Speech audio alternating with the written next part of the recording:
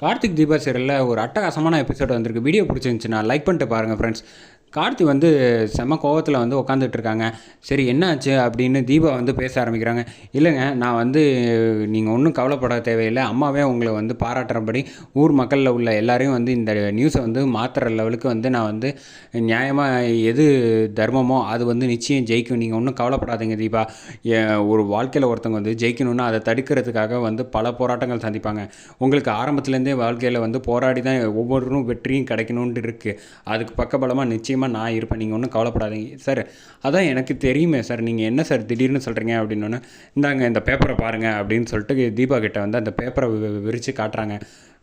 காமிச்ச உடனே தீபா வந்து கண் கலங்கி அழுவ ஆரம்பிச்சிடறாங்க. எப்போ சார் நடந்துச்சு இதெல்லாம் அப்படின்னோடனே, நான் ஆல்ரெடி வந்து அங்கே போய் இந்த பேப்பரில் போட்டாங்கல்ல, அதை வந்து பத்திரிக்கையில் வந்து போய் காமிச்சேன், என்ன நினச்சிக்கிட்டு இருக்கீங்க அப்படின்னு கேட்டதுக்கு விசாரித்ததுக்கு சும்மா வந்து யாரோ ஒருத்தங்க சோர்ஸ் மூலமாக கொடுத்தேன் அப்படின்னு சும்மா அவங்ககிட்ட எந்த எவிடன்ஸும் இல்லையா, அதனால் வந்து வசமாக மாட்டிக்கிட்டாங்க என்கிட்ட. அதனால் வந்து நான் வந்து அப்போயே சொல்லிட்டேன், வந்து மரியாதையாக மறுப்பு போடுங்க இன்றைக்கி 4 மணிக்கு நியூஸ் ஈவினிங் நியூஸ்லேயே அப்படின்னு சொன்னோன்னே, அவங்களும் சரின்னு சொல்லி இந்த நியூஸ் எல்லாம் வந்துருச்சு அப்படின்னோடனே, இந்த ஒரு பேப்பர் மட்டும்தான் வந்திருக்குமா சார்?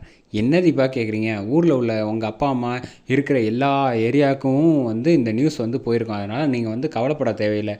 சில பேர் வந்து சதியாக தான் இருக்கும் அப்படிங்கிறது சொல்கிறாப்புல நம்ம கார்த்திக். சார் இது நம்ம வீட்டில் இறங்கி எடுத்த மாதிரியே இருக்கே அப்படின்னு தீபா சொன்னான்னா, ஆமாம் நம்ம வீட்டிலேருந்து வேறு யாரோ எடுத்திருப்பாங்கன்னு தான் எனக்கும் தெரியும், பட் வாங்க இப்போ போகலாம் அப்படின்ட்டு தீபா கையை பிடிச்சி கார்த்தி வந்து கீழே வந்து வேகமாக அழைச்சிட்டு வந்துடுறாங்க. அழைச்சிட்டு வந்தோன்னா அம்மா அருணாச்சலம் அப்பா கிட்டேயும் வந்து பேசுகிறாங்க.